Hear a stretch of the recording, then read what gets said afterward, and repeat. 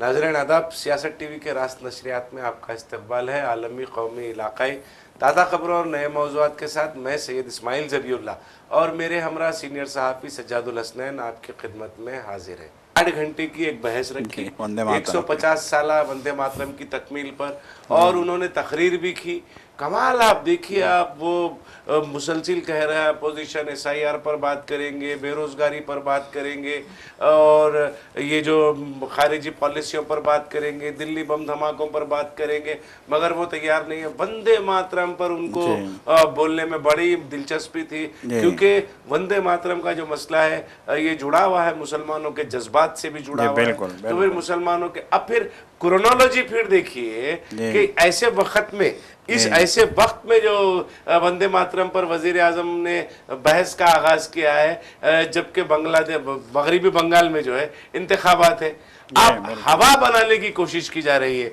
एक तरफ तो अपने एजेंडों को मैदान में उतार दिया है, और फिर और भी एजेंट दूसरी रियासतों से वहां पर पहुंचेंगे, और फिर SIR का काम वहां पर चल रहा है, और फिर ये आप ये जो प्रोपोगंडा फिल्में भी, बंगाल फाइल्स भी आपने ऐसे वक्त में जी रिलीज करवा दी।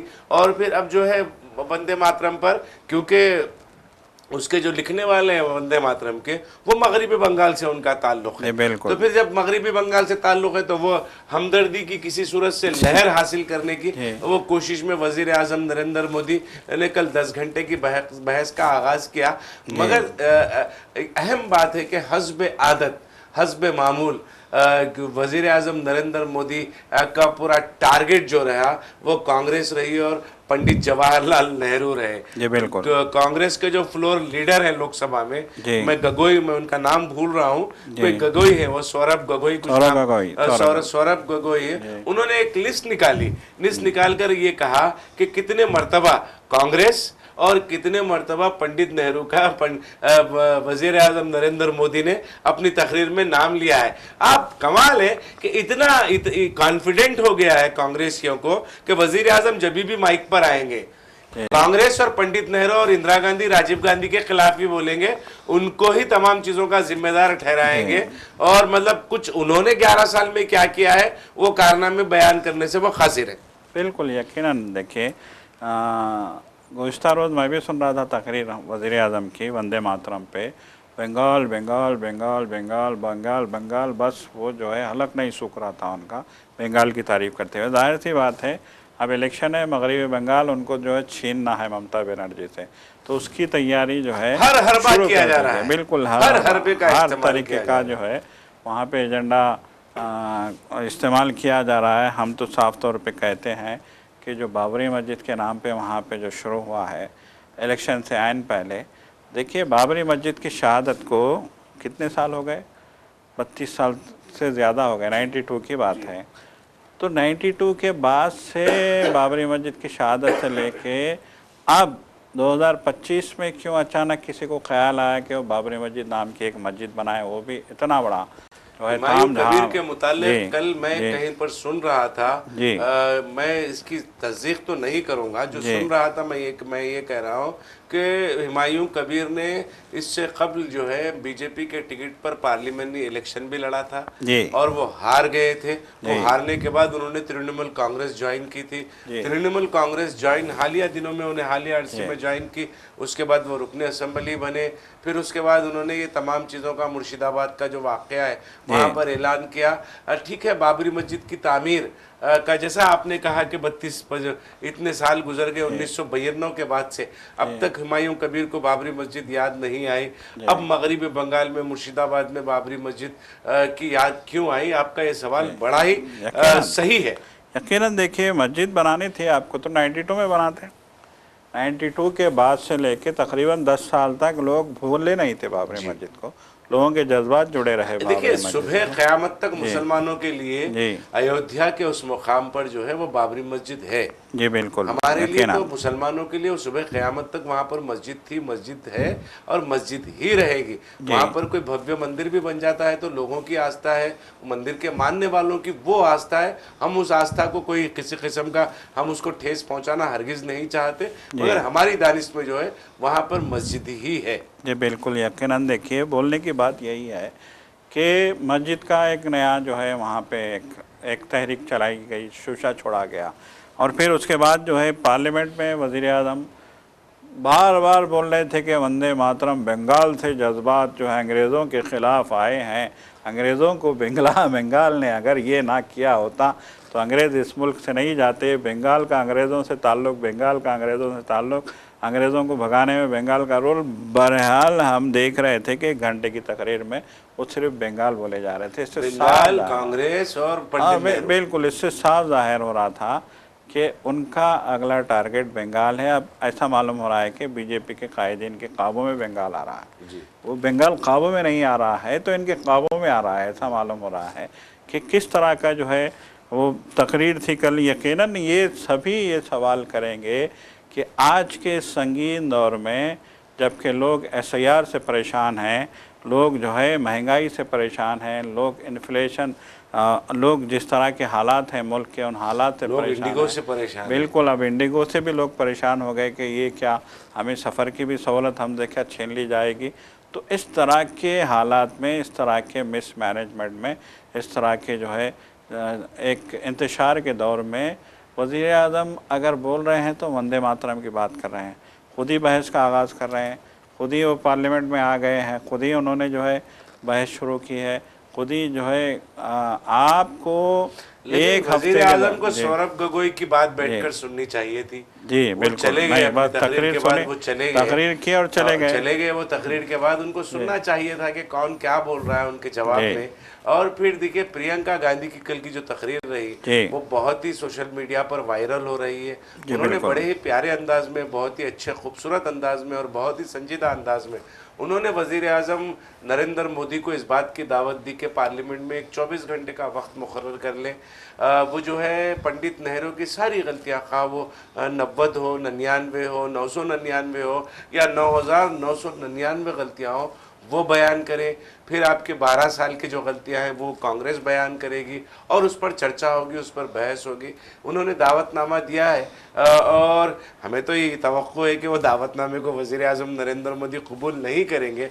अगर वो कबूल कर लेते हैं तो फिर यकीनन जो है उसके बाद फिर वज़ीर आज़म नरेंद्र मोदी कभी भी जो है पंडित नेहरू और जो है कांग्रेस पर, कांग्रेस के 70 साल दौरे इख्तिदार पर आज जो 90 रुपये से के करीब 90 रुपये के ऊपर डॉलर की कीमत हो गई है, 110 रुपये से ज़ायद पेट्रोल की कीमत बढ़ गई है, सोना 1 लाख जो है 20,000 के करीब तक पहुंच गया है, उसका जिम्मेदार कांग्रेस या पंडित नेहरू को ठहराना बंद कर देते हैं वज़ीर आज़म। यकीनन देखिए, अगर वज़ीर आज़म को इस बात का ज़रा सा भी एहसास होता कि आज मुल्क किस दौर से गुज़र रहा है, मुल्क के आवाम को किस तकलीफ़ में डाल दिया गया है और मुल्क की मैशत क्या सूरत हाल इख्तियार कर रही है, रुपये क्यों जो है कमज़ोर हो रहा है। देखिए, रुपया कमज़ोर होने का नुकसान तो होता है, इस बात से इनकार नहीं किया जा सकता कि हम बाहर की मार्केट से जो भी अशिया ख़रीद के लाते हैं वो डॉलर की शक्ल में हमको पेमेंट करनी होती है उसकी।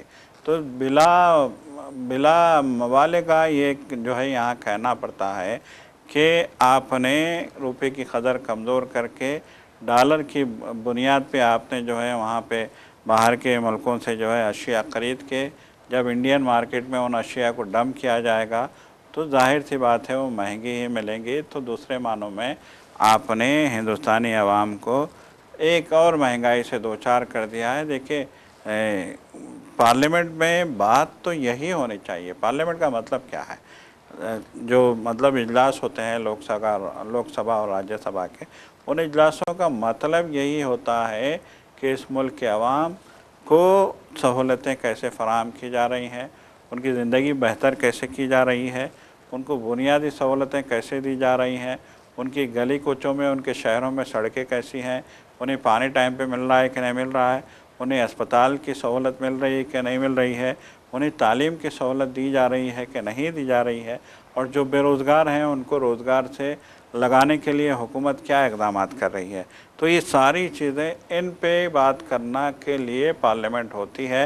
लेकिन पार्लियामेंट को जिस तरह से जो है बाज़ार बना के रख दिया गया है, जिस तरह से वहाँ पे जो है कोई भी बात नहीं होती, अगर कोई बात होती है तो वो सिर्फ़ और सिर्फ अपने सियासी मफाद की बात होती है सिर्फ़ और सिर्फ कोशिश ये होती है कि अपनी पार्टी को कैसे मुस्तहकम किया जाए, अपनी पार्टी को कैसे जो है कामयाब किया जाए और मुल्क में इक़्तिदार में कैसे बरकरार रहा जाए और इक़्तिदार को कैसे कंट्रोल किया जाए। सिर्फ़ और सिर्फ इन चीज़ों पे बात हो रही है। यकीनन अगर प्रियंका गांधी ये कहती हैं कि मोदी हर बार जो है सारा अपनी गलतियों का जो है जो भांडा मतलब है कि अपनी गलतियों का जो गलतियां हैं उसको नेहरू पे जो है वो डालना चाहते हैं, तो ये ऐसे मुमकिन नहीं है। उन्होंने यही कहा कि नेहरू ने ऐसा किया, इंदिरा गांधी ने ऐसा किया, ये बोलने से आवाम का क्या फ़ायदा है जी। अगर आपको जो है बात करनी है तो आप आज ही बात कीजिए। नेहरू ने ऐसा किया, नेहरू ने ऐसा किया।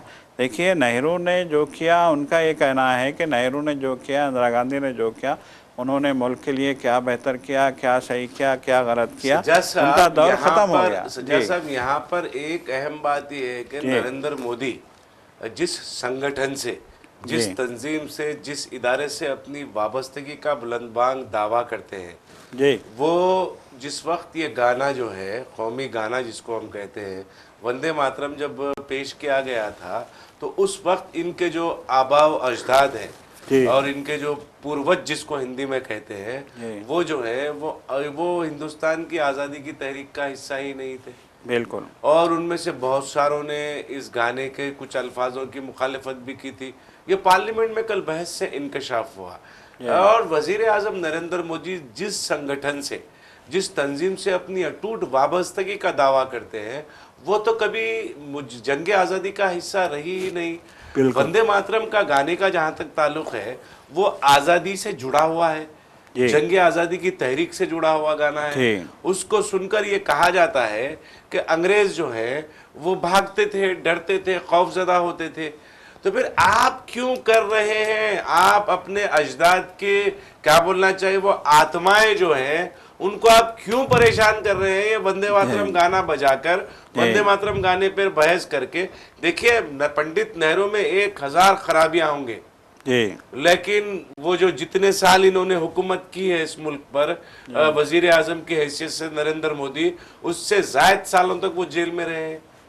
हिंदुस्तान की आज़ादी के लिए पंडित जवाहरलाल नेहरू जेल में रहे हैं। ऐसा नहीं है कि अंग्रेजों से माफ़ी मांग लेते, अंग्रेजों के अगर पैर पड़ लेते, उनको अगर चिट्ठियां लिख लिख कर हम आपका साथ देंगे का अगर दावा कर लेते। देखिए ये वो लोग हैं जो सिंध में और बंगाल में जो है इन्होंने हिंदू महासभा ने मुस्लिम लीग के साथ मिलकर हुकूमत बनाई थी। ये तारीख है, ये तारीख है। आप तारीख को क्यों फरामोश कर रहे हैं? पार्लियामेंट में तारीख को तोड़ मरोड़ कर क्यों पेश कर रहे हैं? देखिए मौर्रिख जो हक़ाइक़ है वो जरूर लिखेगा। हम आज से 4000 साल पुरानी कदीम तारीख भी पढ़ रहे हैं। हम महज़िब माशरों की जो सिविलाइज सोसाइटीज़ की कहानियाँ भी हम पढ़ रहे हैं आज। तो आने वाले जितने भी साल बचे हुए रहेंगे, 100 साल 200 साल के बाद भी जो है वो तारीख लिखने का काम किया जाएगा, तारीख लिखी जाएगी।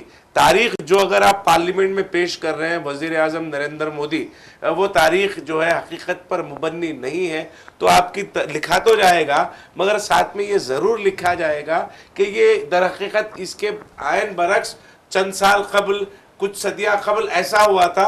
इसको पार्लियामेंट में इस तरीके से वजीर आज़म नरेंद्र मोदी ने पेश किया है। इस तरीके की तारीख ज़रूर लिखी जाएगी जब आपका नाम मुमताज़ हिंदू योद्धा की हैसियत से नहीं लिखा जाएगा, क्योंकि आप जिस तरीके की तहरीक के ज़रिए से हिंदुस्तान के तफरीक में जो काम कर रहे हैं हिंदू और मुसलमानों के दरमियान में, वो ज़रूर तारीख में लिखा जाएगा। इस बात का आप इत्मीनान रखें। यकीनन देखिए, बिल्कुल आज आप जो कर रहे हैं वो भी तारीख जो है फरामोश नहीं करेगी। माजी में जो किया इनके पूर्वजों ने उसको भी तारीख ने फरामोश नहीं किया है। और आज आप जो कर रहे हैं, आपने जो है जीएसटी के नाम पे जो किया है, आपने जो है नोटबंदी के नाम पे जो किया है, और आज जिस तरीके की हुकूमत चल रही है इस मुल्क में, उसको भी तारीख कभी फरामोश नहीं करेगी। देखिए वज़ीर आज़म पार्लियामेंट में कहते हैं कि जो है अंग्रेज़ों ने बांटो और जो है हुकूमत करो की पॉलिसी अपनाई थी। अंग्रेज़ लड़ाना चाहते थे यहाँ लोगों को, अंग्रेज़ों ने लोगों को एक दूसरे से लड़ाया, वो लड़ाने में साथ किसने दिया? की बुनियाद पे। तो अब यहाँ सबसे बड़ा सवाल ये है कि आप क्या कर रहे हैं। नहीं सज्जाद साहब, आज के सवाल बाद करने से जी पहले आप ये सवाल जी ये है कि उनका साथ किसने दिया? साथ किसने अंग्रेजों दिया? की उस पॉलिसी को, डिवाइड एंड रूल की पॉलिसी ये को कामयाब बनाने में साथ किसने दिया? ये आप सबसे बड़ा तारीख सवाल उठाकर देख ले, आप राम पुनियानी के इसके ऊपर मुश्तमिल कई वीडियोस जी। हैं, आप वो देख ले। ऐसे बिल्कुल। बहुत सारे मौरखीन हैं जो आज भी हकीकत जी। बयानी से इज्तनाब नहीं करते, गुरेज नहीं करते। वो हकीकत बयानी बराबर उनकी होती है, वो हकायक से जो है अवाम के सामने लाने का हम बराबर काम करते हैं। नाज़रीन, बिल्कुल। आपको बता दें, देखिए मुल्क किधर जा रहा है जी। और जो है वजीर आजम मुल्क को किधर ले जा रहे हैं। पार्लियामेंट में बहस वंदे मातरम पर हो रही है। वंदे मातरम से बहुत अहम मसाइल भी है, मुल्क जिससे दो चार है, उस पर अगर वजीर आजम नरेंद्र मोदी बहस करवा लेते तो ना खाऊंगा ना खाने दूंगा का जो वादा था उनका, उस पर मुल्क की आवाम यकीन करती। हिरेन जोशी, मैं नाम भूल रहा था, हिरेन जोशी जो है वो ओएसडी है, ओएसडी है। पीएमओ ऑफिस में हिरेन जोशी पर ये इल्ज़ाम है। हिरेन जोशी के मुताल्लिक़ ये कहा जाता है कि वो सारे गोदी मीडिया को मैनेज करने का वो काम करते थे। अचानक से उनसे इस्तीफ़ा ले लिया गया। वजह ये है कि महादेव ऐप, उस पर बहस अगर करवा लेते वजीर आजम, हिरेन जोशी पर के इस्तीफे पर अगर बहस करवा लेते वजीर आजम, तो वजीर आजम की जो छवि है एक नॉन करप्ट पॉलिटिशियन की, वो जो है वो बरकरार रहती। मगर ना खाऊंगा ना खाने दूंगा का नारा तो वजीर आजम लगाते हैं, मगर इंडिगो के मुताल्लिक़ अब जो अफवाहें चल रही है, अपने जो वफादार दोस्त है, दोस्त से वफादारी का पूरा हक़ अदा करने की पूरी कोशिश वज़ीर आज़म नरेंद्र मोदी कर रहे हैं। नाज़रीन, आपको बता दें 31 जुलाई 2023 को एक सानहा पेश आया था। गुजरात जयपुर से बम्बई जाने वाली एक ट्रेन में चेतन सिंह चौहान नामी एक आरपीएफ के जवान ने गोलियां चलाई थी। नवाज, हमने देखा था वो वीडियोस भी मंजर आम पर आए थे, वो फुटेज भी मंजर आम पर आए थे।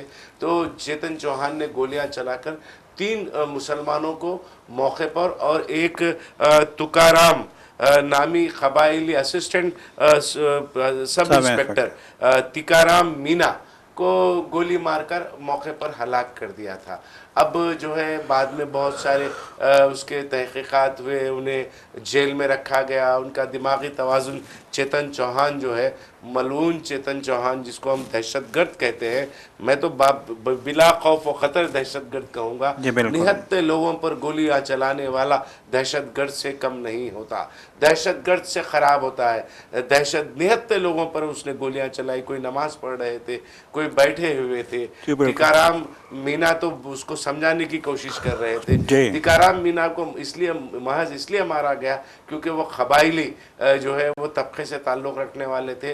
तो वो चेतन चौहान की ज़मानत के ऊपर जो है एक जो मरने वाले हैं 3 पैसेंजर मुसाफिरीन जो मरे, अब्दुल खादर भानपुर वाला, सदर मोहम्मद हुसैन और असगर अब्बास शेख, ये 3 लोग मरने वालों में, इस सानहे में शहीद होने वालों में शामिल थे।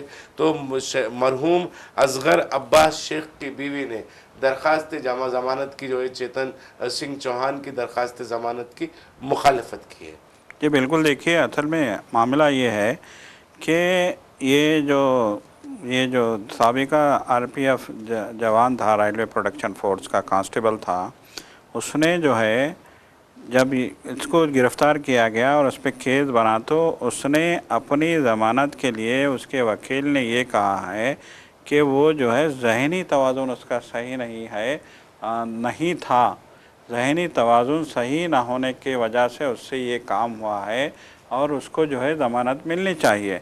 तो इस पे जो है असगर शेख की जो है बेवा जो है वो मोतरिज़ हैं। उन्होंने कहा कि एक शख्स जो ड्यूटी पे है, पहला सवाल तो ये है कि अगर उसका ज़हनी तवाज़ुन ठीक नहीं था तो हुकूमत ने या फिर आरपीएफ ने, रेलवे प्रोटेक्शन फोर्स ने उसको जो है ड्यूटी क्यों लगाई एक जो है हथियार के साथ, वो भी ड्यूटी भी जो है एक हथियार के साथ, जो है एक राइफ़ल है, राइफ़ल के साथ उसको क्यों भेजा गया ट्रेन में ड्यूटी के लिए, पहला सवाल।